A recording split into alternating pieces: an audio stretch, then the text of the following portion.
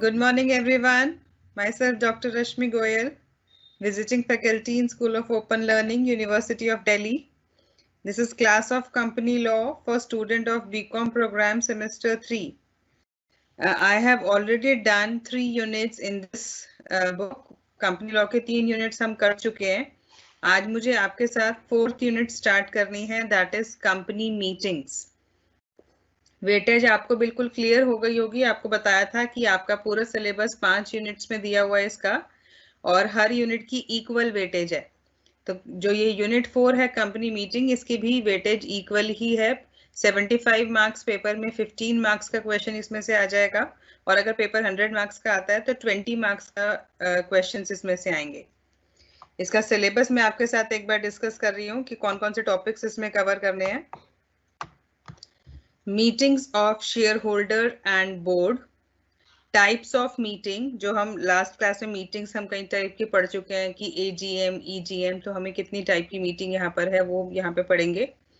Convening and conduct of meetings, requisites of a valid meeting, जिसमें notice, agenda, chairman, quorum, proxy, resolution, minutes, ये सारे हमें पढ़ने हैं.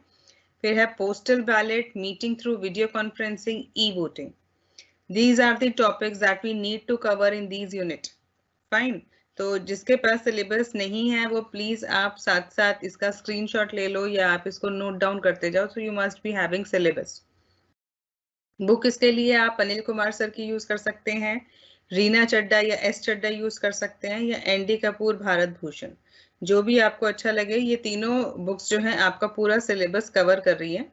इसमें से जो आपको अच्छी लगे, कि इन द सेंस कि किसी बुक की लैंग्वेज थोड़ी मुश्किल होती है, किसी बुक में थोड़ा इजी लैंग्वेज से दिया होता है, मुश्किल इन द सेंस कि टेक्निकल लैंग्वेज ज्यादा दी हुई होती है, तो जिसमें आप कंफर्टेबल हो आप वो वाली बुक यूज कर सकते हो. Now I am starting with the topic share holders meeting. तो इसमें जो हम टाइप्स ऑफ मीटिंग करेंगे, इसमें अलग अलग टाइप की मीटिंग जो है जो कंपनी कंडक्ट करती है टाइम टू टाइम. तो इसमें फर्स्ट है एजीएम, एनुअल जनरल मीटिंग. तो annual general in the sense कि ये जो है इनका एक रूटीन का होता है कि हर साल कंपनी को एक मीटिंग अपनी कंडक्ट करनी होती है अपने शेयर होल्डर्स के साथ. उसमें जितने भी मेंबर्स हैं उनको बुलाया जाता है, और उसमें इनके routine matter, routine business transactions, routine matters जो है वो डिस्कस होते हैं. तो जो एजीएम, कोई भी मीटिंग यूजुअली रखी जाती है वो जब भी फाइनेंशियल बुक्स क्लोज हो जाती हैं, कि अगर हम बात करें कि जैसे मार्च में इनकी कंप्लीट फाइनेंशियल बुक्स क्लोज हो गई, तो जो मीटिंग कंडक्ट करते हैं ये एनुअल वाली, यूजुअली उसके बाद कंडक्ट की जाती है, ताकि इन्होंने जो भी फाइनेंशियल स्टेटमेंट्स बनाई हैं वो अपने मेंबर्स को प्रेजेंट करें. जो भी ऑडिटर वहां पर उनके उस जो उनके फाइनेंशियल बुक्स हैं उनके बेसिस पर जो अपनी रिपोर्ट देके गया है वो उसमें उनको प्रेजेंट की जाती है कि what the auditor is saying about the company. और इसके अलावा कोई नया डायरेक्टर अपॉइंट करना है, कोई रिटायर हो रहा है, या और भी कोई इश्यूज अगर उनके हैं तो वो इनकी एनुअल जनरल मीटिंग में वो डिस्कस करते हैं. फाइन. तो एक बार इसको हम देखेंगे. AGM is a regular meeting of the members of a company which is held annually to transact ordinary business. तो इसमें यही कह रहा है कि ये एक इनकी रेगुलर कोर्स ऑफ मीटिंग है, कि ये ऐसा नहीं है कि स्पेशली कंडक्ट की जाती है, ये इनको हर साल कंडक्ट करनी ही होती है. एनुअल है तो साल में एक बार ये मीटिंग इनका जो है प्रोविजन है कि इनको साल में एक मीटिंग कंडक्ट करनी है अपने मेंबर्स के साथ.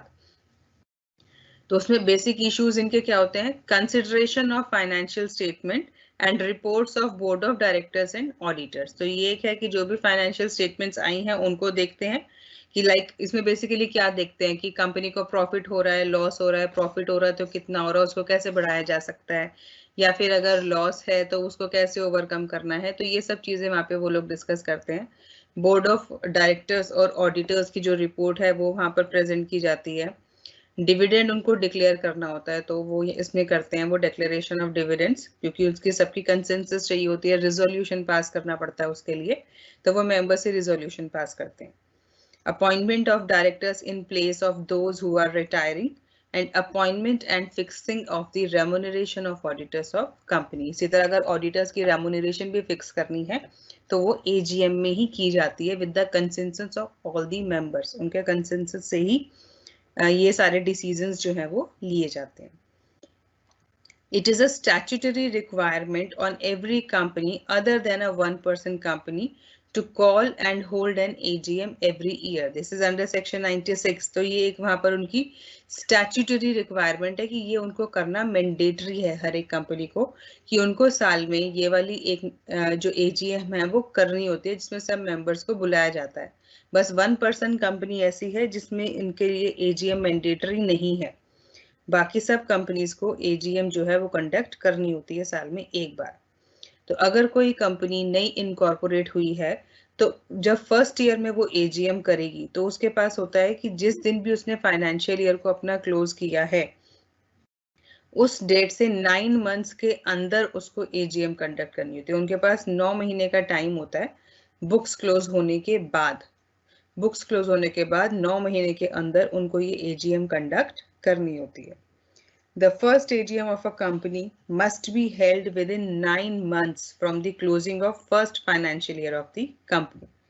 ठीक है, ये फर्स्ट AGM की बात हो रही है. अगर उसके बाद जितनी भी AGM रखी जाएंगी कि फर्स्ट तो हमारी AGM हो गई तो ये तो हर साल रखनी है. तो इनके बाद वाली जो भी AGM होगी उसके लिए क्या है कि जब भी फाइनेंशियल बुक्स क्लोज होंगी तो उसके बाद उनको 6 महीने का टाइम पीरियड दिया जाता है. 6 महीने के अंदर उनको ये मीटिंग कंडक्ट करनी होती है.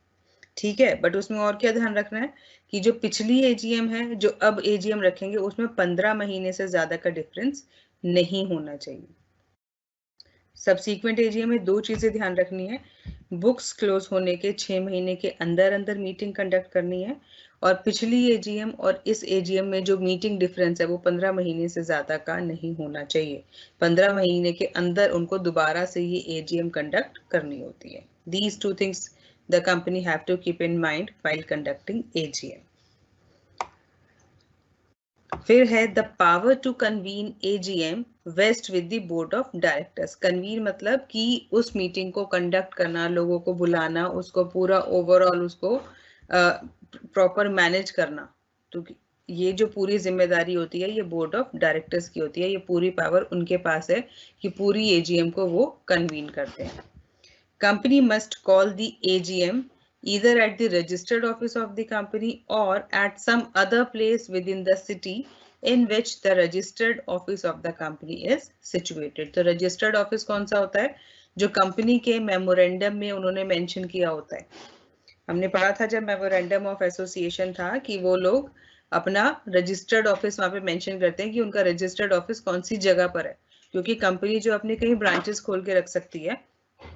तो रजिस्टर्ड ऑफिस होता है जहां से उन्होंने शुरुआत करी होती है, जहाँ पे उनका मेन ऑफिस होता है, उनकी सारी बुक्स ऑफ अकाउंट सारी चीजें वहां पे रजिस्टर्ड ऑफिस में रखी जाती हैं. बाकी उनका बाकी जगह बिजनेस चल रहा होता है, बट एक मेन उनकी वो लोकेशन होती है जो मेमोरेंडम ऑफ एसोसिएशन में भी दी हुई होती है. तो जब भी AGM कंडक्ट की जाती है तो वो या तो रजिस्टर्ड ऑफिस पे की जाती है या फिर उसी सिटी में जहां पर रजिस्टर्ड ऑफिस है, रजिस्टर्ड ऑफिस की जगह किसी और प्लेस पर, कि सपोज उनके पास इतना स्पेस नहीं है मेंबर्स के हिसाब से तो सिटी वही होनी चाहिए, बट कोई और जगह पे उसको कंडक्ट वो कर सकते हैं. The AGM must be held on any day which is not a national holiday during business hours, that is between 9 AM and 6 PM. तो ये एक रूल है कि AGM जो कंडक्ट की जाएगी वो किसी वर्किंग डे में कंडक्ट की जाएगी. अगर कोई हॉलीडे है, हॉलीडे वाले दिन वो AGM कंडक्ट नहीं कर सकते. और जो टाइम होगा मीटिंग का वो भी बिजनेस आवर्स होंगे. ऐसा नहीं है कि उन्होंने पूरा दिन अपना ऑफिस किया और फिर रात में उन्होंने मीटिंग कंडक्ट कर दी. No, it should be in between the business hours. Company must give at least 21 days written notice or through electronic mode to call an AGM. तो जब भी कंपनी को AGM कंडक्ट करनी होती है तो सारे मेंबर्स को नोटिस भेजा जाता है, जब भी तो वो सब इकट्ठा होंगे. तो सब मेंबर्स को जो नोटिस भेजा जाएगा उसमें कम से कम 21 दिन का टाइम आना चाहिए. 21 दिन से ज्यादा हो सकता है बट 21 दिन से कम का टाइम नहीं होना चाहिए. कम से कम 21 दिन का उनको टाइम देना चाहिए. और उसमें भी क्या है, जिस दिन नोटिस रिसीव हुआ और जिस दिन मीटिंग है वो दोनों डेज एक्सक्लूडेड होंगे. इन दोनों को एक्सक्लूड करके 21 डेज होने चाहिए, तभी वो एक वैलिड नोटिस माना जाएगा, नहीं तो उसकी वैलिडिटी नहीं है. तो वो रिटर्न नोटिस भी हो सकता है कि उन्होंने सपोज एक लेटर हर एक मेंबर के घर पे भिजवा दिया मीटिंग का नोटिस, या फिर कोई भी इलेक्ट्रॉनिक मोड यूज कर सकता है कि उन्होंने मेल कर दी है या फिर उन्होंने कुछ किसी और तरीके से उनको इन्फॉर्म कर दिया. तो वो किसी भी तरीके से उनको ये नोटिस दे सकते हैं कि इस दिन मीटिंग कंडक्ट की जाएगी। AGM may be held with a shorter notice if the consent in writing or through electronic mode is given by not less than 95% of the members entitled to vote at the meeting. तो हम कह रहे हैं कि कम से कम 21 दिन का notice होना चाहिए, बट यहाँ पे एक एक्सेप्शन है कि अगर उनके मेंबर्स एग्री करते हैं, ठीक है, जिनको वो बुला रहे हैं मीटिंग में, जिनको वोटिंग राइट है, कि रिजोल्यूशन कब पास होता है, जब मेंबर्स वोटिंग करके उसको अप्रूव कर देते हैं। तो जिन मेंबर्स के पास वोटिंग राइट है, अगर उनमें से 95% से ज्यादा अपना कंसेंट दे देते हैं कि they will attend the meeting, वो राइटिंग में भी दे सकते हैं, वो इलेक्ट्रॉनिक मोड के थ्रू भी दे सकते हैं, अगर वो अपना कंसेंट दे देते हैं कि हाँ वो मीटिंग अटेंड कर लेंगे और उनका जो नंबर है वो 95% से ज्यादा है, तो उस केस में वो वाली मीटिंग जो है, वो नोटिस जो है वैलिड नोटिस माना जाएगा। बट अगर 95% से कम लोग एग्री करते हैं कि हम नहीं आ पाएंगे, तो उस केस में वैलिड नोटिस नहीं है, उनको अपनी डेट चेंज करके एक प्रॉपर नोटिस निकालना होगा। If default is made in holding an AGM, the tribunal may, on the application of any member of the company, call or direct the calling of the AGM of the company and give such ancillary or consequential directions as the tribunal thinks expedient in relation to the calling.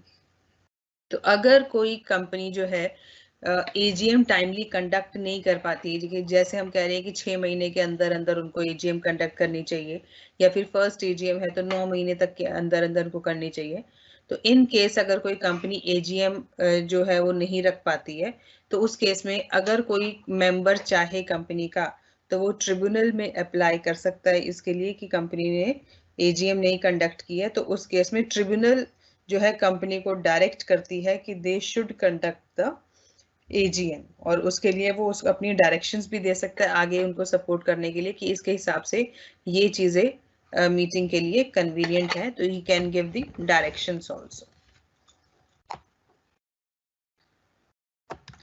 If default is made in holding an AGM in accordance with section 96 or in complying with any direction of the tribunal, company and every officer of the company who is in default shall be punishable with fine which may extend to rupees 1 lakh. And in the case of a continuing default, with a further fine which may extend to rupees 5,000 for every day after the first during which such default continues. तो फिर भी कि अगर कोई company AGM conduct नहीं करती है, कि सेक्शन 96 हमने ऊपर पढ़ा था कि उनको मैंडेटरी होता है साल में एक अपनी एजीएम कंडक्ट करना, तो अगर वो एजीएम कंडक्ट नहीं करती है या ट्रिब्यूनल से भी उनको डायरेक्शंस आ गई हैं कि आप एजीएम कंडक्ट करो, और फिर भी वो एजीएम कंडक्ट नहीं करती हैं, तो उस केस में वो पनिशेबल ऑफेंस है। तो उस केस में जो भी मेंबर्स उसके लिए रिस्पॉन्सिबल हैं, जिनको मीटिंग कंडक्ट करनी चाहिए थी, तो कंपनी और हर वो पर्सन जो इसमें रिस्पॉन्सिबल है, उनके ऊपर फाइन चार्ज किया जाएगा। मिनिमम वो कोर्ट डिसाइड करेगी कि कितना फाइन दे सकते हैं, जिसको बढ़ाकर 1 लाख तक का फाइन भी उनसे चार्ज किया जा सकता है। ठीक है, इसके अलावा अगर इसके बाद भी अगर वहां पर डिफॉल्ट चल रहा है कि उन्होंने वो रिजॉल्व नहीं किया, तब उनको और भी फाइन देना पड़ेगा। मिनिमम कोई अमाउंट नहीं है, मिनिमम जितना कोर्ट डिसाइड करे उसको बढ़ाकर 5,000 पर डे, जितने दिन डिफॉल्ट चलेगा 5,000 पर डे भी वो उनको आगे फर्दर फाइन पे करना पड़ेगा। 1 लाख तो दे दिया, उसके बाद भी अगर फिर भी उनका डिफॉल्ट चल रहा है, फिर भी मीटिंग कंडक्ट नहीं कर रहे हैं, तो फिर उनके ऊपर पर डे के हिसाब से फाइन चार्ज किया जाएगा। तो दिस इज एजीएम। ठीक है, नेक्स्ट है EGM, extra ordinary general meeting. तो एजीएम जो हमने बोला था कि वो इनका एक रूटीन मीटिंग है जो उनको हर साल एक कंडक्ट करनी होती है। ईजीएम क्या होती है कि एजीएम के अलावा अगर कोई कंपनी मीटिंग कंडक्ट करती है तो उसको हम एक्स्ट्रा ऑर्डिनरी जनरल मीटिंग बोलते हैं। एक्स्ट्रा ऑर्डिनरी जनरल मीटिंग का मतलब है कि मतलब एनुअल जनरल मीटिंग में तो उनके रूटीन मैटर्स डिस्कस हो रहे हैं कि उनकी फाइनेंशियल स्टेटमेंट्स डिस्कस हो रही हैं, ऑडिटर रिपोर्ट डिस्कस हो रही हैं, तो वो तो जनरल मीटिंग थी एनुअल जनरल। एक्स्ट्राऑर्डिनरी की कुछ हटके उनका बीच में कुछ हो गया, तो अगर तब उनको कोई इमरजेंसी है बिजनेस में कि सपोज कोई फ्रॉड डिटेक्ट हुआ या और भी कुछ ऐसी प्रॉब्लम आ गई, तो उस केस में वो मेंबर्स को कॉल करते हैं, मीटिंग रखते हैं, तो that is called extra ordinary general meeting, क्योंकि ये एक एनुअल जनरल मीटिंग तो होनी ही है, उसके अलावा अगर कोई मीटिंग कंडक्ट करेंगे तो उसको एक्स्ट्रा ऑर्डिनरी जनरल मीटिंग बोलते हैं। तो इसमें क्या है, all general meetings other than AGM are known as EGM. EGM may be called under the following circumstances। तो EGM को कब कब कंडक्ट किया जाता है, कब कंडक्ट की जाएगी? पहला है बाय द बोर्ड, जो बोर्ड ऑफ डायरेक्टर्स हैं वो EGM कंडक्ट करते हैं। When the directors have to transact some immediate and emergent business for which they cannot wait till next AGM। तो अगर बोर्ड ऑफ डायरेक्टर्स को कुछ भी अर्जेंट जो है चीजें डिस्कस करनी है, जो वो डिले नहीं कर सकते, कि सपोज कोई बहुत बड़ी लाइक चेंज वहाँ पे बोर्ड में करना है, कि लाइक जो भी उनका मेमोरेंडम है उसमें कुछ चेंजेस करने हैं, रजिस्टर्ड ऑफिस है वो कुछ चेंज किया जा रहा है, तो उस केस में सबका कंसेंसस रिजोल्यूशन पास किया जाता है, तो उस केस में वो तुरंत मीटिंग कॉल करते हैं, उसके लिए वो नेक्स्ट एजीएम तक का वेट नहीं कर सकते, तो इस केस में board of directors EGM conduct कर सकते हैं। फिर है by the board on the requisition. अगर बोर्ड ऑफ डायरेक्टर किसी की रिक्वेस्ट पे, रिक्विजिशन मतलब कोई रिक्वेस्ट कर रहा है, उसके बेसिस पर अगर board of director meeting conduct करते हैं तो उसको भी ईजीएम बोला जाए, उसको भी ईजीएम कंडक्ट करना बोला जाएगा। तो इसमें क्या है, the board of directors may also call an extraordinary general meeting on the requisition of given number of members which is as given below। तो अगर नीचे दिए हुए मेंबर्स में से अगर कोई मेंबर अपनी रिक्वेजिशन देता है, रिक्वेस्ट करता है कि ईजीएम कंडक्ट की जाए, तो उस केस में board of director EGM conduct कर सकते हैं। ठीक है, हर एक मेंबर के कहने पर ईजीएम कंडक्ट नहीं की जाती, उसके लिए भी क्राइटेरिया है कि किन मेंबर्स के कहने पर ईजीएम कंडक्ट की जाएगी, तो वो कौन से मेंबर हैं? In case of a company having share capital, अगर वो कंपनी के पास शेयर कैपिटल है तो उस केस में वो वाले मेंबर जिनके पास टोटल शेयर कैपिटल का कम से कम 1/10 शेयर है, तो वो एक मेंबर भी हो सकता है या एक से ज्यादा मिलके भी रिक्वेजिशन दे सकते हैं। तो प्रोवाइडेड कि उनके पास टोटल शेयर कैपिटल का कम से कम 1/10 शेयर होना चाहिए, तो उनके पास वोटिंग राइट्स होते हैं, तो उस केस में वो रिक्वेजिशन वहां पर दे सकते हैं। दूसरा है कि अगर कंपनी शेयर कैपिटल वाली कंपनी नहीं है, कंपनी के पास शेयर कैपिटल नहीं है, तो वो मेंबर्स जिनके पास वोटिंग राइट कम से कम 1/10 है, तो वो मेंबर रिक्वेजिशन दे सकते हैं। शेयर कैपिटल के केस में उनके पास कैपिटल होनी चाहिए, जो उनकी पेड अप कैपिटल है वो कम से कम 1/10 ऑफ टोटल कैपिटल होनी चाहिए, और अगर शेयर कैपिटल वाली कंपनी नहीं है तो उनके पास कम से कम 1/10 टोटल वोटिंग राइट्स होने चाहिए, तभी वो रिक्वेजिशन दे सकते हैं। Board of Directors must proceed to call a meeting for consideration of the matters notified by the requisitionist within 21 days of the deposit of requisition at the registered office of the company। तो अगर registered office में application दिए हुए 21 दिन के अंदर board of director उसमें कोई भी प्रोसीडिंग्स कर सकते हैं, कि जब उनके पास रिक्विजिशन आई तो 21 दिन के टाइम पीरियड के अंदर अंदर वो उसके ऊपर कोई भी एक्शन ले सकते हैं। The meeting must be held by directors on a day not later than 45 days from the date of deposit of the requisition. तो जिस डेट पर रिक्विजिशन आएगी उस डेट से 45 डेज का उनके पास टाइम होता है, 45 डेज के अंदर उनको वो मीटिंग वो कंडक्ट करनी होती है। फिर उस केस में फिर है बाय द रिक्विजिशनिस्ट, पहला था बाय बोर्ड, फिर दूसरा था बाय बोर्ड ऑन रिक्विजिशन, कि रिक्विजिशन आएगी तो कंडक्ट बोर्ड ही करेगा, बट ये क्या है कि यहाँ पे मीटिंग भी कंडक्ट रिक्विजिशनिस्ट ही करता है, ऊपर जिन्होंने रिक्विजिशन दी थी वो खुद ही मीटिंग कंडक्ट करते हैं, तो वो किस केस में करते हैं? On default of the directors to call meeting within 45 days of the deposit of requisition, the meeting may be called by the requisitionist themselves within 3 months of the date of deposit of requisition। तो हमने ऊपर पढ़ा था अगर board of director के पास requisition जाती है meeting conduct करने के लिए तो उनके पास 45 डेज टाइम है कि रिक्विजिशन रिसीव करने के 45 डेज के अंदर उनको मीटिंग कंडक्ट करनी होती है। बट अगर डायरेक्टर्स 45 डेज के अंदर मीटिंग कंडक्ट नहीं कर पाते तो उस केस में जो रिक्विजिशनिस्ट था उसके पास ये पावर होती है कि वो मीटिंग फिर वहां पर कंडक्ट कर सकते हैं अपने आप। तो उनके पास टोटल 3 मंथ्स टाइम होता है from the date of deposit of requisition. उनको आगे फर्दर 3 मंथ्स का टाइम होता है। उन 3 महीने के अंदर अंदर रिक्विजिशनिस्ट खुद मीटिंग कंडक्ट कर सकते हैं।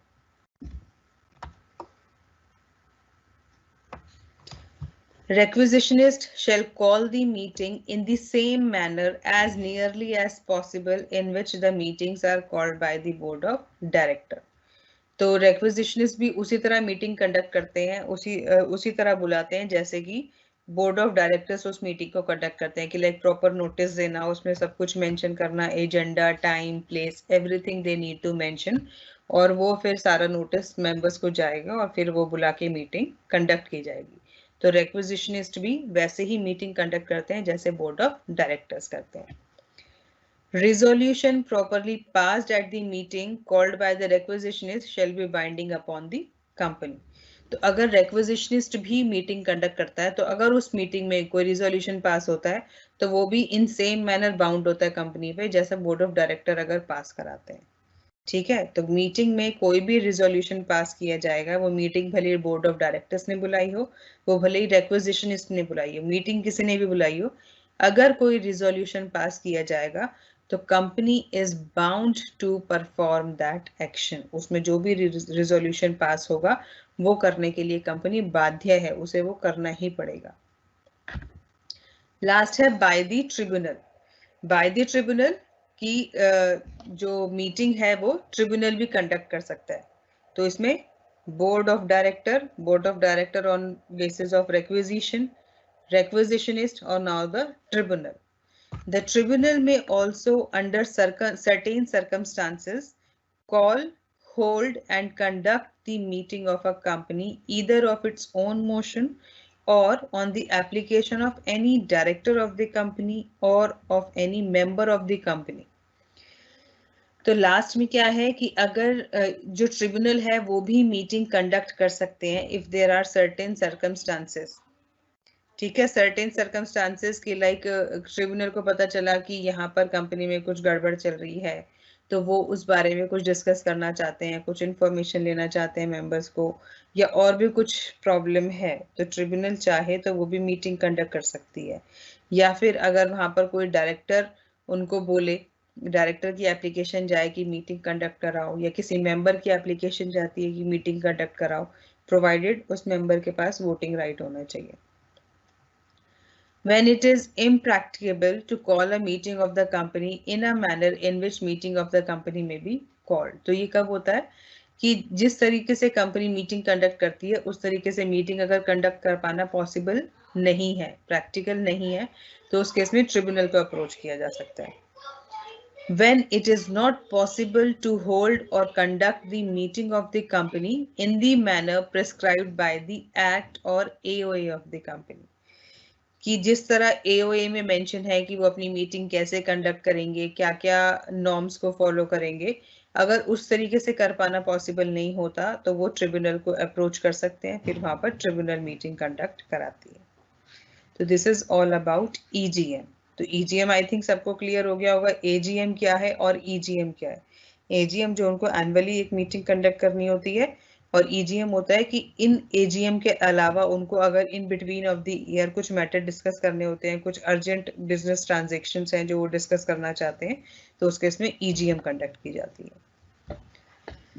Now next topic is procedures and requisites of a valid general meeting. क्या क्या प्रोसीजर होंगे, क्या क्या रिक्वायरमेंट होगी अगर हमें एक वैलिड जनरल मीटिंग को कंडक्ट करना है। ठीक है, तो उसमें सबसे पहला पॉइंट है नोटिस। तो नोटिस आपको बताया गया था कि अगर कंपनी कोई भी मीटिंग कंडक्ट कर रही है तो अपने सब मेंबर्स को वो नोटिस देती है उस मीटिंग का कि ये एक मीटिंग कंडक्ट की जाएगी। उसमें डेट मेंशन होगी, टाइम मेंशन होगा, place of the meeting mention होगा, और उसमें कम से कम वो 21 डेज का उनको टाइम दिया जाएगा। 21 डेज से ज्यादा हो सकता है, 21 डेज से कम का टाइम नहीं दे सकते। तो इसको पढ़ेंगे। Notice of every general meeting should be given to the following person. किस किस को नोटिस दिया जाएगा? Every member of the company, मतलब मेंबर का मतलब यहाँ पे शेयर होल्डर है, जितने भी शेयर होल्डर हैं सबको कंपनी उसका मीटिंग का नोटिस जाएगा। Every person entitled to a share in consequence of the death और इंसॉल्वेंसी ऑफ अ मेंबर, कि अगर किसी भी मेंबर की डेथ हो जाती है या कोई भी मेंबर इंसॉल्वेंट हो जाता है, तो उसके बाद जो भी पर्सन एंटाइटल्ड होगा उसको भी मीटिंग का नोटिस जाता है। उसके अलावा ऑडिटर्स ऑफ द कंपनी और every director of the company, इन सबको मीटिंग का नोटिस भेजा जाता है। A preference shareholder is entitled to receive notice of only that general meeting which has to consider a resolution on which he is entitled to vote. तो यहाँ पर जो अभी बात हो रही थी नॉर्मल इक्विटी शेयर होल्डर्स की बात हो रही थी। अगर प्रेफरेंस शेयर होल्डर की बात करें, उनको सिर्फ नोटिस तभी भेजा जाता है जब उनका वोटिंग राइट वहां पर यूज होना होता है, जहां पे उनको वोट करना होता है। अगर उनका वहां पर वोट नहीं करना होता तो उनको कोई भी मीटिंग का नोटिस नहीं भेजा जाता। Deliberate omission to give notice to a single member may invalidate the meeting. अगर जानबूझकर किसी मेंबर को नोटिस नहीं भेजा जा रहा है तो उस केस में वो जो नोटिस भेजा जाएगा मीटिंग का, वो मीटिंग इनवैलिड मीटिंग मानी जाएगी, क्योंकि वहां पर डेलिबरेटली एक मेंबर को नोटिस नहीं भेजा। और नोटिस के लिए रूल है कि हर एक मेंबर को नोटिस भेजना जरूरी है। Notice must be given 21 clear days before the date of the meeting. तो बिल्कुल क्लियर 21 दिन होने चाहिए, 21 दिन से कम नहीं होने चाहिए। और 21 दिन में जिस दिन नोटिस रिसीव हुआ और जिस दिन मीटिंग है वो दोनों डेज एक्सक्लूड होंगे, उन दोनों दिन के अलावा 21 दिन होने चाहिए। फिर है आर्टिकल्स में provide for a notice longer than 21 days but not shorter than 21 days. तो अगर कंपनी चाहे तो अपने आर्टिकल ऑफ एसोसिएशन में इसका नोटिस के डेज चेंज भी कर सकती है 21 डेज से, बस वो और बढ़ा सकती है, पर 21 डेज से कम का नोटिस वहां पर नहीं जाना चाहिए। An AGM may be called at a notice of less than 21 days with the consent of not less than 95% of the members entitled to vote at that meeting. तो ये ऊपर भी बताया था कि ये एक एक्सेप्शन है कि जो भी लोग वोटिंग करेंगे, जितने भी मेंबर वोटिंग करेंगे, अगर उनमें से 95% अपनी कंसेंट दे चुके हैं आने के लिए, तो 21 डेज से कम का जो नोटिस है वो भी वैलिड नोटिस माना जाता है। An EGM may be called at a notice of less than 21 days with the consent of EGM। जो एक्स्ट्राऑर्डिनरी जनरल मीटिंग है उसमें 21 दिन से कम का नोटिस चल सकता है, बट उसमें किस किस की कंसेंसस चाहिए, उनका कंसेंट चाहिए। Majority in number of members entitled to vote and who represent not less than 95% of paid up share capital carrying voting rights at the meeting. तो मेजॉरिटी मेंबर्स की उसमें कंसेंट आनी चाहिए कि they will attend the meeting, जिनके पास 95% से कम 95% पेड अप शेयर कैपिटल होनी चाहिए और उनके पास वोटिंग राइट्स होने चाहिए। तो वो अगर अपना कंसेंट दे देते हैं आने के लिए तो वो मीटिंग कंडक्ट कर सकते हैं 21 दिन के से पहले भी। In case of a company not having share capital, अगर कंपनी के पास शेयर कैपिटल नहीं है तो ये कम से कम उनके पास 95% टोटल वोटिंग पावर होनी चाहिए जो उनको वहां पे यूज करनी है, क्योंकि ईजीएम कंडक्ट करने हैं तो वो कोई रिजोल्यूशन पास करेंगे, वोटिंग होगी, तो कम से कम 95% वोटिंग पावर वाले लोग अगर एग्री करते हैं आने के लिए तो 21 दिन से कम के टाइम में भी ईजीएम कंडक्ट की जा सकती है।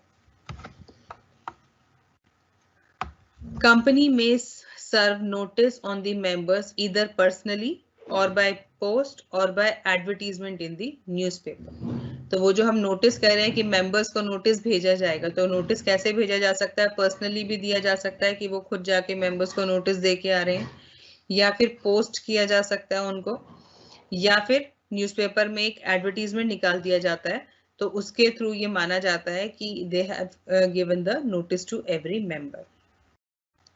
The notice must contain the following particulars. किसी भी नोटिस में ये चीजें होनी चाहिए। नेम ऑफ द मीटिंग, कि वो एजीएम कंडक्ट कर रहे हैं, ईजीएम कंडक्ट कर रहे हैं। The place, day and hour of the meeting, किस जगह पर, किस दिन, किस टाइम पर वो मीटिंग कंडक्ट कर रहे हैं। And nature of business to be conducted at the meeting. मतलब जो भी उनको चीजें वहां पर डिस्कस करनी है, मेन एजेंडा जो है वो उसके अंदर मेंशन होना चाहिए। फाइन। अब एजेंडा क्या होता है, जो हम कह रहे हैं कि उसमें एजेंडा डिस्कस करते हैं। What is agenda? It gives guidance and information as to the business to be discussed and transacted in the meeting. तो एजेंडा होता है ये, वो उनको एक गाइड करता है कि जो वो मीटिंग अटेंड करने जा रहे हैं तो उसमें इंफॉर्मेशन होती है बेसिकली कि क्या क्या मेन मुद्दे जो हैं उसमें डिस्कस किए जाएंगे, या किस चीज को लेके, लाइक कोई डायरेक्टर अपॉइंट करना है तो दे शुड मेंशन कि new director will be appointed in place of retiring director, या फिर वो ये डिस्कस करेंगे कि हमें we have to discuss the report of the auditor. तो वहां पर ये एजेंडा होता है, इंफॉर्मेशन होती है कि ये जो आज मीटिंग कंडक्ट की जा रही है उसमें बेसिकली वो क्या क्या करेंगे, तो वो साथ में इन्फॉर्म किया जाता है। It sets out the chronological sequence in which the various items of business shall be taken up in the meeting for discussion. Chronological sequence मतलब वन बाय वन वहां पर सब मेंशन होता है कि आज की मीटिंग में हमारे लाइक सीक्वेंस प्रॉपर दी हुई होती है, 1 2 3 4 ऐसे एक ऑर्डर दिया होता है कि हम एक एक करके ये सारी चीजें अपनी आज की मीटिंग में हमें डिस्कस करनी है। Routine item should be put first and debatable items later. तो जो भी रूटीन आइटम है वो वहां पर पहले रखते हैं, और डिबेटेबल जिसके ऊपर बहस हो सकती है या जो कुछ लोग मानेंगे कुछ लोग नहीं मानेंगे, उस तरीके की चीजों को बाद में डिस्कस किया जाता है। पहले जो भी रूटीन उनके आइटम्स है जो हर बार उनको करना होता है तो वो पहले डिस्कस करके उसको पहले क्लियर ऑफ करते हैं। Similar item should be place closer to each other. जो सेम चीजें हैं उनको साथ में रखा जाता है, क्योंकि सीक्वेंस बनाई जा रही है, वन बाय वन वो चीजें लिख रहे हैं, तो एक तो रूटीन आइटम पहले लिखी जाएंगी और उसके साथ साथ जो भी सेम चीजें हैं वो साथ में रखी जाती हैं। Agenda is prepared by the secretary in consultation with the chairman और द एमडी। तो जो एजेंडा बनाता है वो कंपनी का सेक्रेटरी बनाता है, चेयरमैन और मैनेजिंग डायरेक्टर से डिस्कस करके कि वो इस मीटिंग में क्या क्या चीज डिस्कस करना चाहते हैं। Agenda must be clear and complete, मतलब उसमें क्लियरली मेंशन होना चाहिए कि क्या क्या मुद्दे हैं, और इनकम्प्लीट नहीं होना चाहिए, मतलब everything should be given. A company may be restrained from transacting that business which is not mentioned in the agenda. तो अगर किसी कंपनी ने एजेंडा में कोई चीज नहीं दी है और फिर वो मीटिंग में डिस्कस करना चाहती है तो वो नहीं कर सकती। वो जो भी चीजें डिस्कस करना चाहती है उसको पहले ही नोटिस में वो एजेंडा के साथ उसको भेजना पड़ेगा कि क्या क्या चीज डिस्कस होंगी। अगर उसने नहीं भेजा है ये लिख के तो वो उस वाले पॉइंट को डिस्कस मीटिंग में नहीं कर सकते। This is agenda. I think सबको क्लियर है यहाँ तक। जो भी डाउट है please write in the QA tab. Next is quorum. Quorum मैंने लास्ट क्लास में भी डाउट में बताया था। कोरम क्या होता है कि अगर जो ये मीटिंग कंडक्ट की जा रही है तो उसमें मिनिमम कितने लोग, कितने मेंबर प्रेजेंट होना, वो उनका सबका अपना अलग अलग होता है।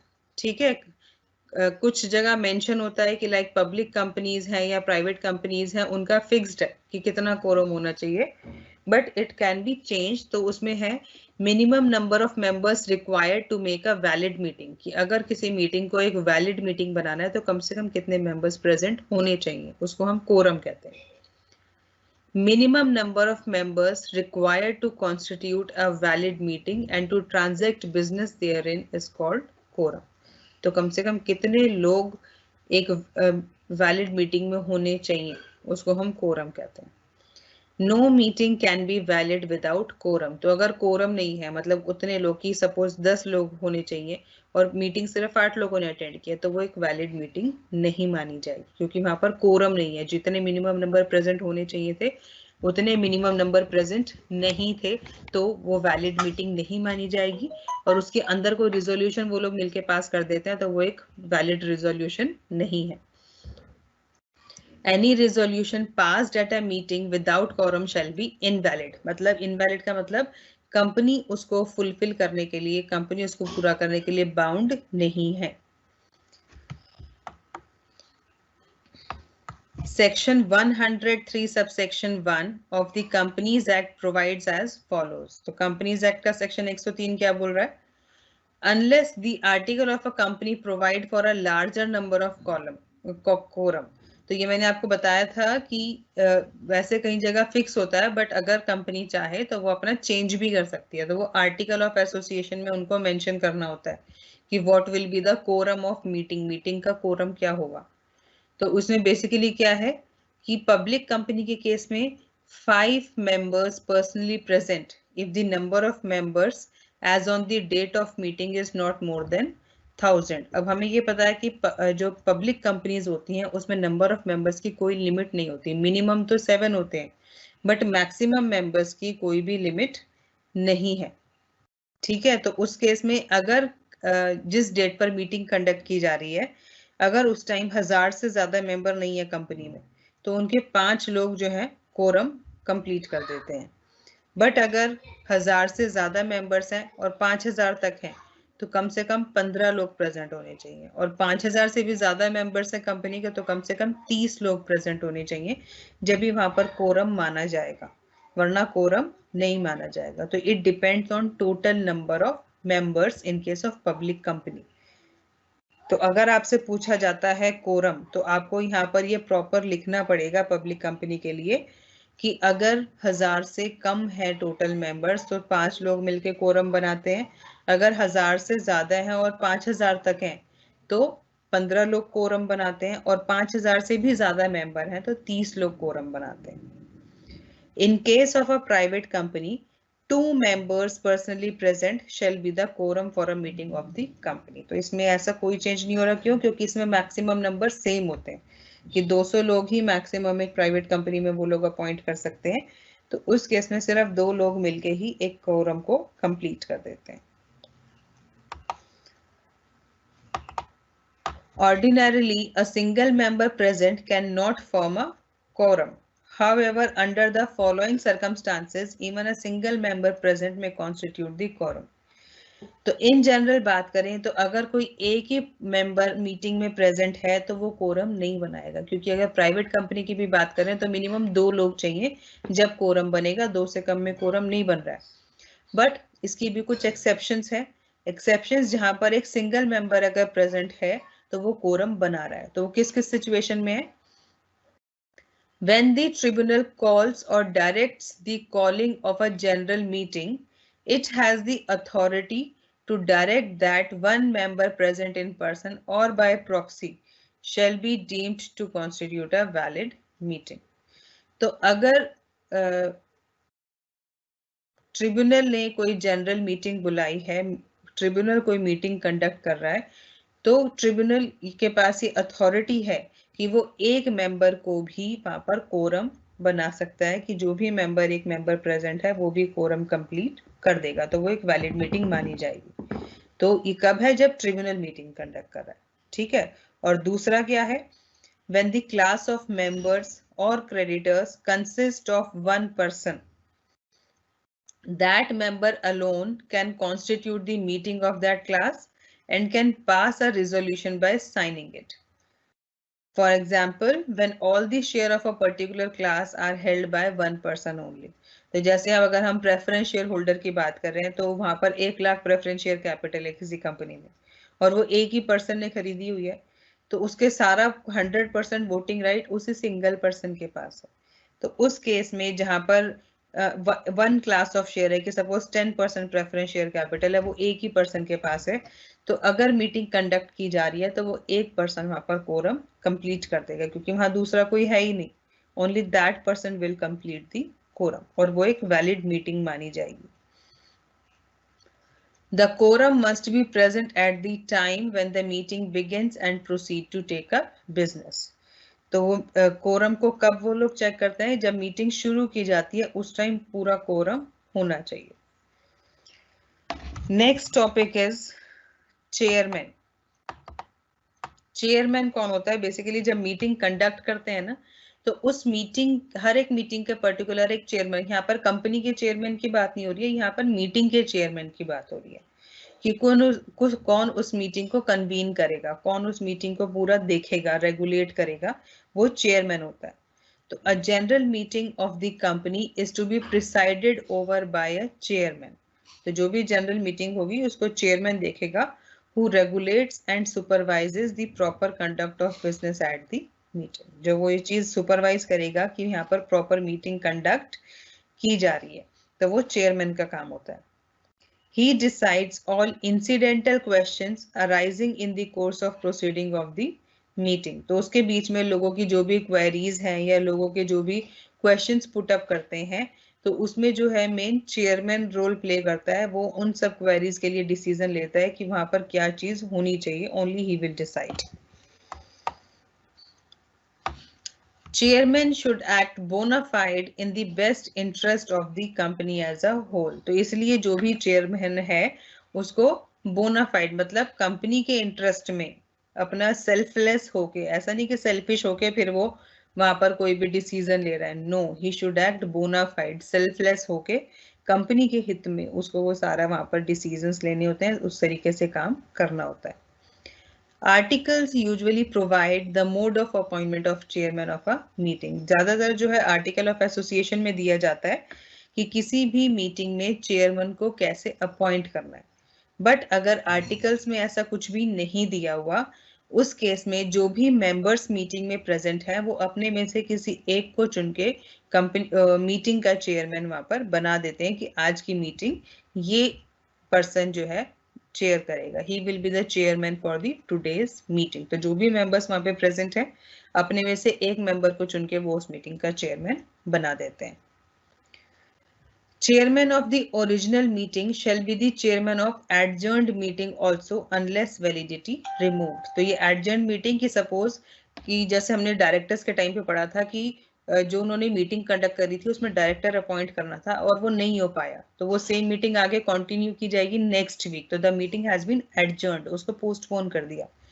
तो अगर ऐसी कोई मीटिंग है तो उस केस में जिसने पहले दिन मीटिंग चेयरमैन जो था पहली मीटिंग में, तो नेक्स्ट वीक भी वही चेयरमैन रहेगा, क्योंकि वो जो मुद्दे चल रहे हैं उसमें एक पर्सन को चेयरमैन बनाया गया है, तो only he will act as chairman on that particular meeting. The chairman of a meeting may be appointed by the tribunal in cases where there are differences among shareholders and a peaceful meeting under the chairmanship of a person appointed by either group is impossible. अगर वहां पर जो भी share holder जो भी member present हैं उनमें आपस में क्लैशेस हैं कि वो अपने में से किसी एक को कंसेंसस के साथ चेयरमैन नहीं बना पा रहे हैं, कि दो ग्रुप्स हो गए, वो कह रहे हैं मिस्टर एक्स बनेगा, दूसरा ग्रुप कह रहा है नहीं मिस्टर वाई चेयरमैन बनेगा। तो अगर इस तरीके से कुछ डिफरेंसेस आ गए हैं तो उस केस में ट्रिब्यूनल फिर चेयरमैन अपॉइंट करता है, उन दोनों के चेयरमैन को अपॉइंट नहीं किया जाता। Articles of association may give an additional or second vote to the chairman of the company over and above his right to vote as an ordinary member. तो जो चेयरमैन होता है उसके पास डबल वोटिंग राइट होता है। एक तो वो क्योंकि मेंबर है तो जो मेंबर का वोटिंग राइट है एक तो वो वाला वोट करेगा, उसके अलावा एज अ चेयरमैन उसको एक एडिशनल वोट दिया जाता है कि जो भी रिजोल्यूशन पास कराना होगा ही विल वोट 2 टाइम्स, एक तो एज अ मेंबर और दूसरा as a chairman. In case of a tie, chairman may use the casting vote to decide the matter in one way or the other. तो अगर tie हो जाता है तो उस केस में चेयरमैन डिसाइड करता है एक या दूसरा तरीका जैसे भी उसको फिट लगता है कि किसके हिसाब से रिजोल्यूशन को पास कराया जाए। तो this is all about chairman. Now next topic is proxy. Proxy का मीनिंग तो पता ही है आपको कि जो लोग प्रेजेंट होते ही नहीं है और उनकी जगह कोई और अगर वोट कर दे, या कोई भी, जैसे आप लोगों ने तो क्लास में भी देखा होगा कि प्रॉक्सीज लगती हैं कि बच्चा प्रेजेंट होता ही नहीं है और उसकी जगह दूसरे बच्चे उसकी अटेंडेंस मार्क करा देते हैं, उसको हम कहते हैं प्रॉक्सी लग गई। ठीक है, तो मीटिंग्स में प्रॉक्सी का क्या मतलब है वो हम यहाँ पे पढ़ेंगे। The term proxy has 2 meanings, a personal representative of the member at a meeting, that is the person authorized to act or vote for another at a meeting of a company. तो अगर कोई person कोई भी member है अगर वो खुद present नहीं हो पा रहा है, खुद वो मीटिंग के लिए नहीं आ पा रहा है, तो वो अपने एक रिप्रेजेंटेटिव भेज देता है कि मेरी जगह ये मीटिंग अटेंड करेगा, और उसके पास राइट होता है कि उस मेंबर की जगह वो प्रॉक्सी पर्सन ही, रिप्रेजेंटेटिव पर्सन ही वोट करेगा मीटिंग में।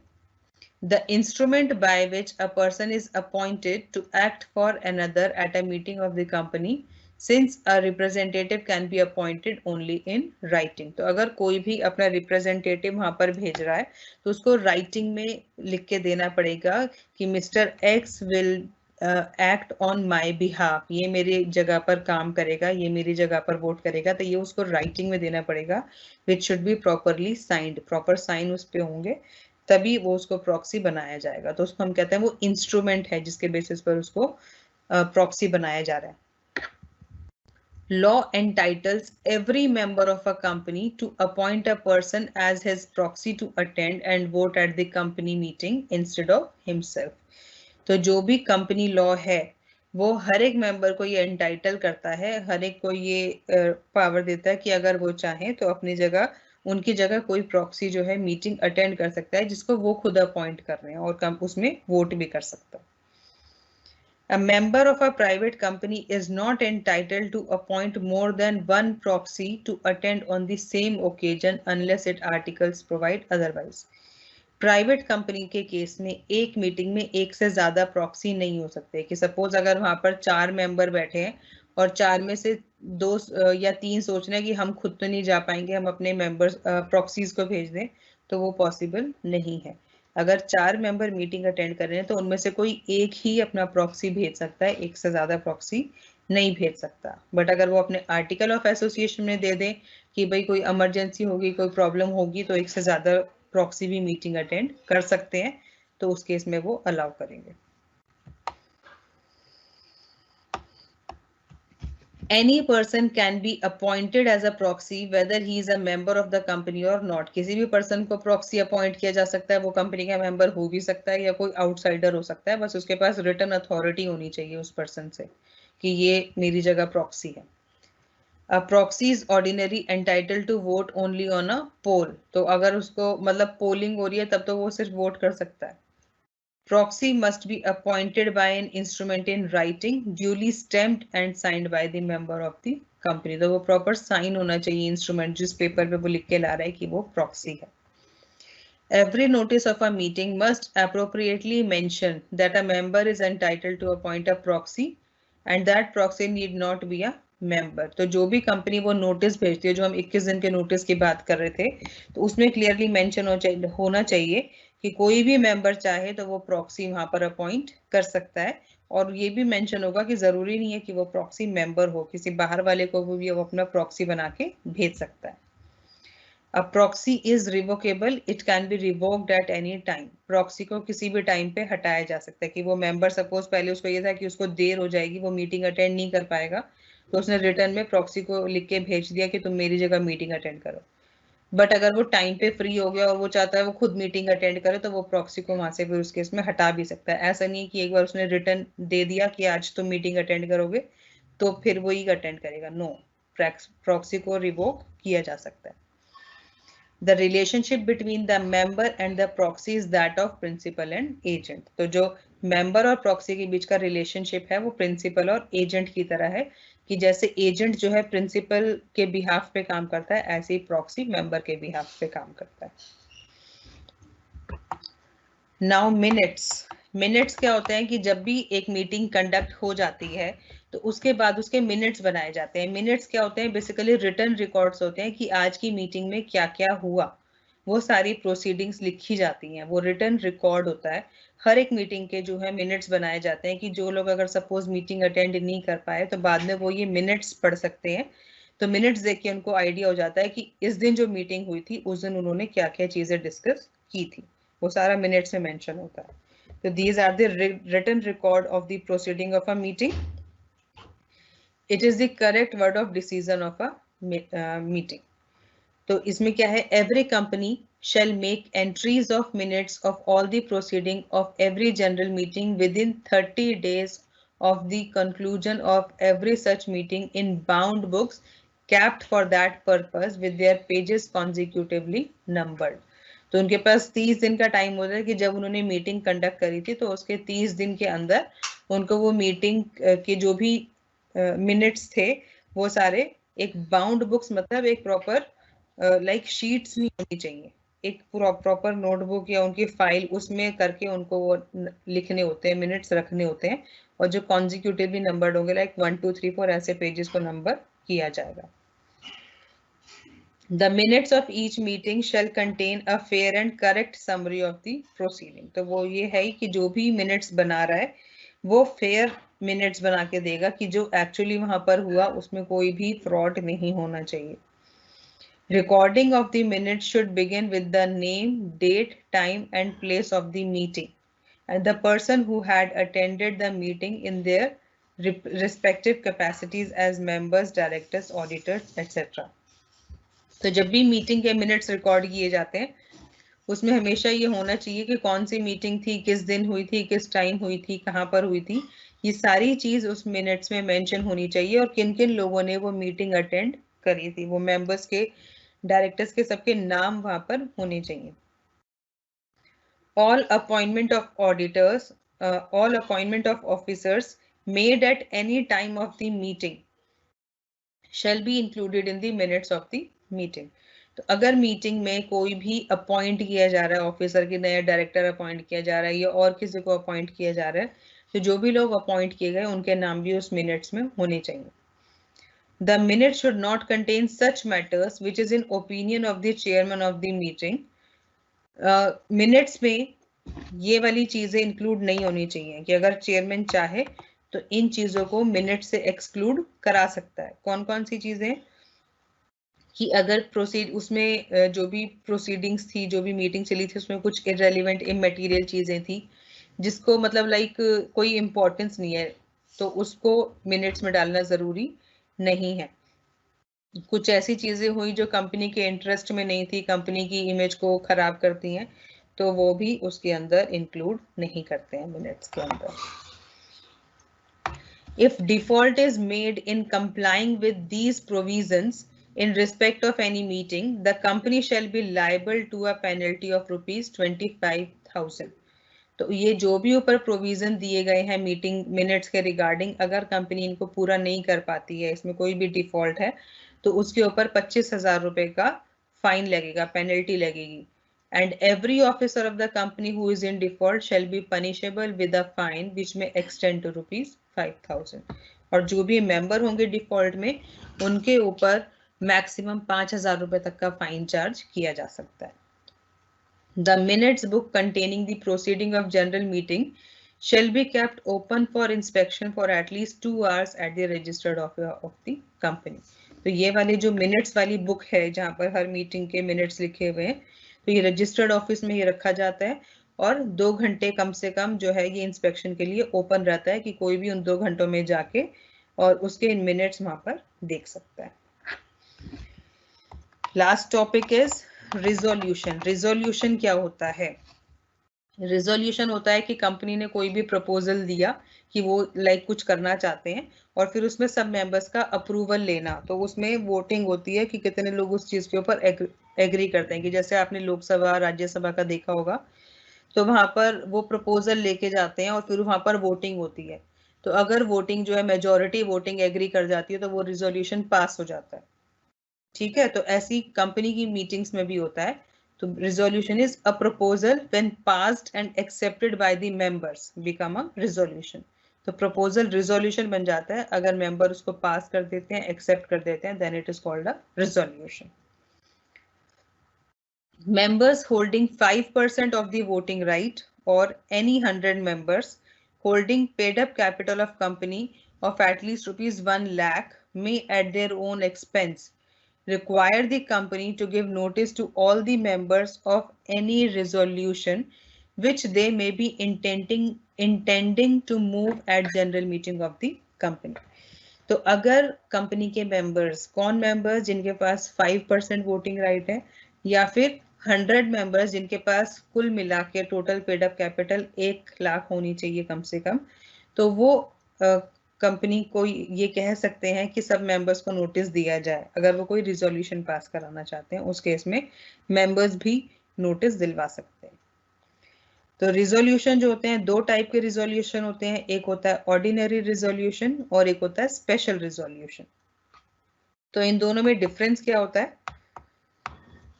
Ordinary resolution is passed by simple majority. Ordinary resolution simple majority से पास हो जाता है कि सपोज कि 100 लोग प्रेजेंट हैं, तो अगर 50% से ज्यादा वोट पॉजिटिव हो गए तो वहां पर मतलब बेसिक क्राइटेरिया क्या है कि ज्यादातर वोट किस साइड पे जा रहे हैं, तो वो हमारा रिजोल्यूशन बन जाता है। पॉजिटिव जा रहे हैं तो वो रिजोल्यूशन बन जाएगा, नेगेटिव जा रहे हैं तो वो डिसअप्रूव कर देंगे।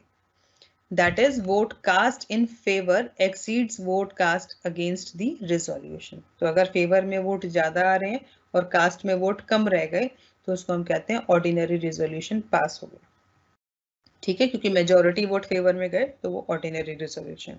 और स्पेशल रिजोल्यूशन में क्या है, उसमें अगर फेवर वाले वोट कम से कम 3 टाइम्स होने चाहिए। Vote cast in favour exceeds 3 times the vote cast against the resolution. तो अगर जितने वोट उसके अगेंस्ट गए हैं उससे 3 गुना वोट फेवर में आते हैं, तब हम कहते हैं स्पेशल रिजोल्यूशन पास हुआ। और ऑर्डिनरी रिजोल्यूशन में अगर अगेंस्ट से ज्यादा फेवर में आ जाते हैं तो वो ऑर्डिनरी रिजोल्यूशन बन जाता है। This is the basic difference between the two. For ordinary resolution an explanatory statement is not required to be sent along the notice of meeting. Ordinary resolution के लिए कोई भी एक्सप्लेनेटरी स्टेटमेंट साथ में भेजने की जरूरत नहीं है नोटिस के साथ में कि क्या क्या करना है। But for special resolution an explanatory statement giving all material facts about the matter is required to be annexed to the notice of the meeting. तो रिजोल्यूशन जो अगर स्पेशल है तो उस केस में उनको एक्सप्लेनेटरी स्टेटमेंट भेजनी पड़ेगी कि वो एक्चुअली उस केस की पूरी डिटेल जाएगी जिसका वो रिजोल्यूशन पास कराना चाहते हैं। पूरी डिटेल्स वहां पर मेंबर्स को भेजी जाती है नोटिस के साथ। बट ऑर्डिनरी केस में उतनी डिटेल भेजने की जरूरत नहीं होती है। Items of general business, that is passing of annual account, dividend declaration, appointment of director, appointment of auditor, ये सारी चीजें ऑर्डिनरी रिजोल्यूशन में पास की जाती हैं। ठीक है, कि एनुअल अकाउंट पास हो रहे हैं या डिविडेंड डिक्लेयर कर रहे हैं, तो अगर इनके फेवर में ज्यादा वोट आ जाते हैं तो वो चीज वो रिजोल्यूशन बना देते हैं, तो वो ऑर्डिनरी रिजोल्यूशन है। और स्पेशल रिजोल्यूशन कब चाहिए, अगर वहां पर वो अपने आर्टिकल ऑफ एसोसिएशन को या मेमोरेंडम ऑफ एसोसिएशन में कुछ भी चेंज करना चाहते हैं, या फिर अपनी शेयर कैपिटल वो रिड्यूस करना चाहते हैं, या ऐसे ही और कुछ डिसीजन है, इंपॉर्टेंट डिसीजन, तो उस केस में उनको स्पेशल रिजोल्यूशन पास करना पड़ता है। Ordinary resolution are not required to be registered with the registrar. तो अगर कोई भी मीटिंग में ऑर्डिनरी रिजोल्यूशन पास कराया जाता है तो उसमें रजिस्ट्रार को जाके बताने की, उसको रजिस्टर कराने की ऐसे कोई जरूरत नहीं होती है। बट अगर कोई स्पेशल रिजोल्यूशन पास कराया जाता है तो वो रजिस्ट्रार को इन्फॉर्म किया जाता है, उसके पास रजिस्टर्ड किया जाता है with in 30 days of passing. जब रिजोल्यूशन पास हुआ उसके 30 दिन के अंदर अंदर रजिस्टर्ड ऑफिस में वो जाके रजिस्टर कराया जाता है कि उन्होंने कौन सा रेजोल्यूशन पास करा। तो this is the difference between ordinary and special resolution. तो इसके साथ ये वाली जो टॉपिक है मैंने खत्म किया। अब आप अपने क्वेरीज पूछ सकते हो। रजिस्टर्ड ऑफिस कहीं भी होगा, अगर किसी और सिटी में भी है तो हमारा जो एजीएम है वो वहीं कंडक्ट किया जाएगा जहां जहां पे रजिस्टर्ड ऑफिस है। तो जो भी मेंबर इंटरेस्टेड है वो उसी सिटी में जाएंगे और वहां जाकर एजीएम को अटेंड करके आएंगे। बेटा ये क्लॉज था बेसिकली जो हम मेमोरेंडम ऑफ एसोसिएशन पढ़ रहे थे, तो उसमें हमने पढ़ा था कि अगर रजिस्टर्ड ऑफिस को, ये ऑल्ट्रेशन है basically, alteration of the clause, कि रजिस्टर्ड ऑफिस अगर चेंज हो रहा है तो उसके लिए प्रोविजन कुछ नहीं है, बस वहां पर उनको अपने रजिस्ट्रार और ऑफिस में ये सब उनको डॉक्यूमेंट्स देने पड़ेंगे, डिटेल सारी देनी पड़ेगी कि उन्होंने अपना जो है वो चेंज कर लिया है और वो कहाँ गया, उसकी सारी details. Remedies for untrue statement in prospectus, तो उसमें रेमेडीज नहीं है बेसिकली, उसके लिए उनको इम्प्रिजनमेंट भी होता है, उनके ऊपर फाइन भी चार्ज की जाती है अगर वो प्रोस्पेक्टस में कोई भी मिसलीडिंग है। बट अगर वहां पर वो ये प्रूव कर देते हैं लोग कि ये हमारी नॉलेज में था ही नहीं, हमसे बिना पूछे किया, या प्रोस्पेक्टस आने से पहले हमने अपना कंसेंट इससे वापस ले लिया, तो उस केस में उनको छूट दी जाएगी, उनको लायबल नहीं माना जाएगा, नहीं तो वहां पर उनकी लाइबिलिटी अराइज होती है अगर कोई भी अनट्रू स्टेटमेंट प्रोस्पेक्टस में है और उससे अगर लोगों को नुकसान हो जाता है। Requisition it is basically the request or the like request है, रिक्विजिशन इज द रिक्वेस्ट कि वहाँ पे वो रिक्वेस्ट करते हैं कि यहाँ पर सपोज एजीएम कंडक्ट की जाए या ईजीएम कंडक्ट की जाए। Remuneration is called the salary, उनको कितनी सैलरी पे की जाएगी उसको हम रेम्युनरेशन कहते हैं। रेक्विजिशन मतलब रिक्वेस्ट करना, और रेक्विजिशनिस्ट होता है जिसने रिक्वेस्ट की। ठीक है, जो रिक्वेस्ट कर रहा है वो रेक्विजिशनिस्ट है, और रिक्वेस्ट को हम रेक्विजिशन कहते हैं कि वो रिक्वेस्ट कर रहा है कि आप मीटिंग कंडक्ट करो, या वो ये रिक्वेस्ट करके कह रहा है कि आपको ये रिजोल्यूशन पास करना है। तो requisition is called the request. इस रिक्विजिशन टफ है क्या? काफी सबने रिक्विजिशन पूछा हुआ है।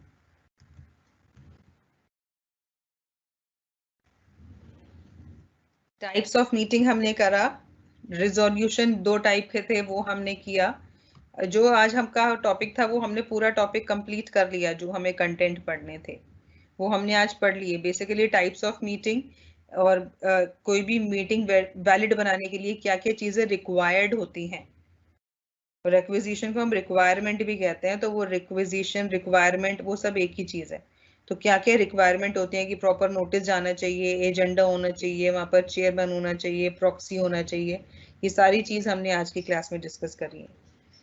ट्रिब्यूनल होता है वो कोर्ट जहां पर कंपनी के केसेस बेसिकली फाइल किए जाते हैं। एक हमारा नॉर्मल कोर्ट है कि हमारा डिस्ट्रिक्ट कोर्ट है, हाई कोर्ट है, ये हमारा सिविलियन कोर्ट्स होते हैं जहां पर लोगों के जो भी इश्यूज होते हैं वो डिस्कस किए जाते हैं। ट्रिब्यूनल जो होता है वहां पर कंपनी के जो भी इशू हैं वो सारे ट्रिब्यूनल में जाते हैं। एनुअल जनरल मीटिंग और extra ordinary general meeting. Annual general meeting होती है कि हर साल कंपनी को एक मीटिंग कंडक्ट करना मैंडेटरी होता है अंडर सेक्शन 96, कि जब भी उनकी बुक्स ऑफ अकाउंट्स क्लोज होंगी तो उनको उसके बाद 6 महीने के अंदर अंदर एक मीटिंग कंडक्ट करनी होती है, जहां पर वो अपनी सारी फाइनेंशियल बुक्स को अप्रूव कराते हैं, या फिर जो भी कंपनी के ऑडिटर्स थे वो क्या रिपोर्ट देके गए हैं वो वहां पर डिस्कस की जाती है। तो नॉर्मल रूटीन मैटर्स सारे एजीएम में डिस्कस किए जाते हैं।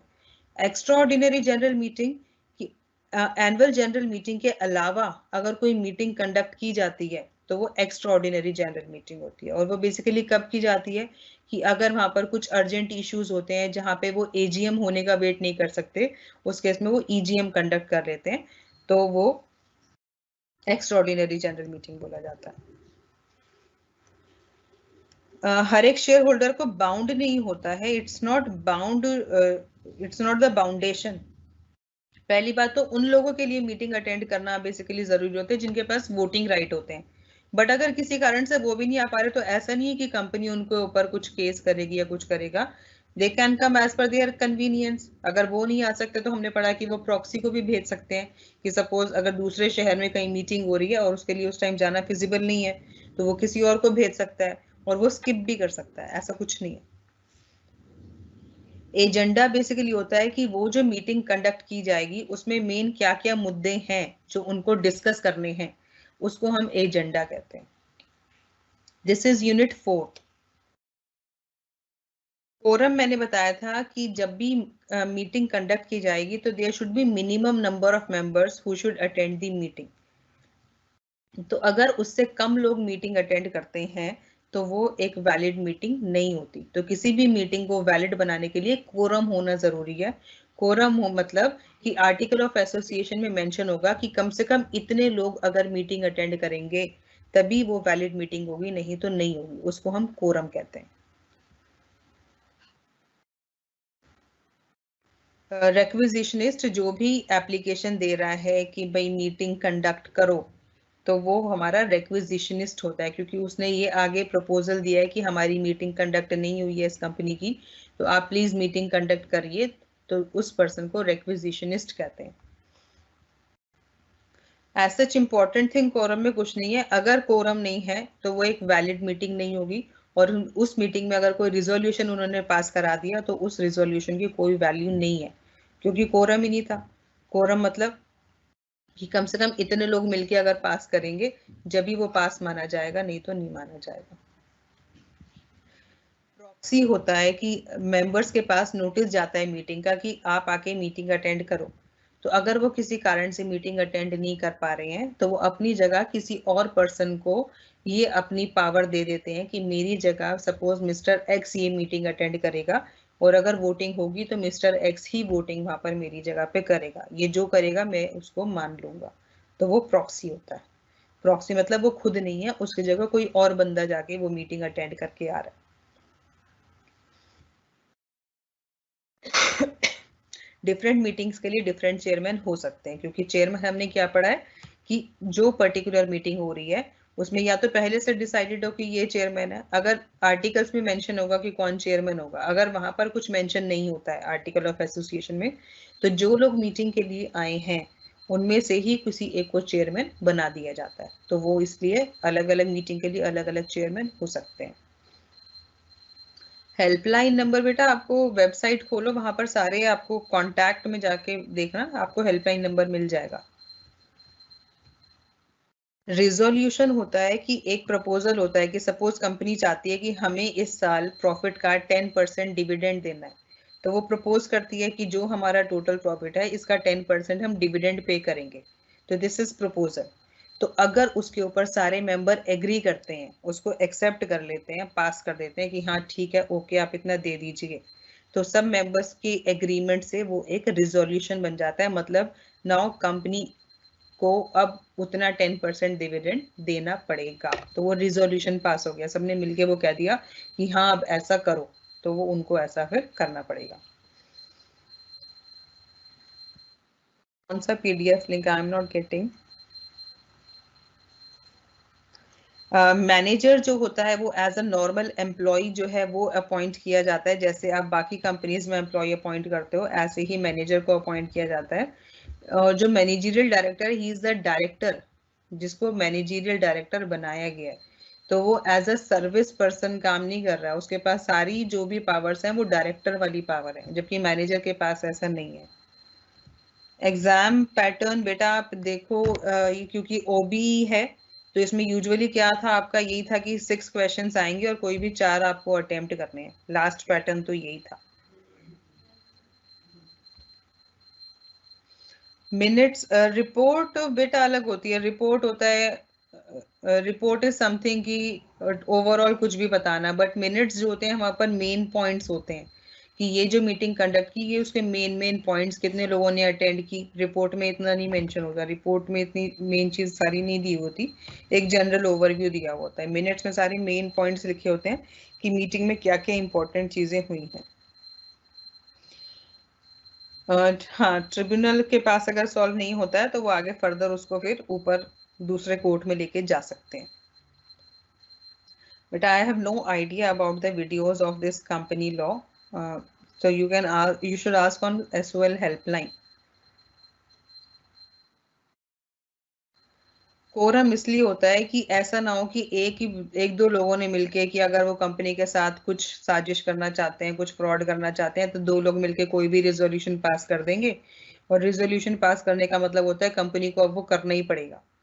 तो वहां पर कुछ भी फ्रॉड, कुछ भी जालसाजी हो सकती है, लोगों को बहुत नुकसान हो सकता है। इसलिए कोरम बनाया जाता है कि कम से कम इतने लोग इस चीज के लिए एग्री करेंगे तभी वो अप्रूव माना जाएगा, नहीं तो नहीं माना जाएगा। इसलिए वो कोरम होता है। I hope all doubts are clear. So in the next class, I'll start with the next unit.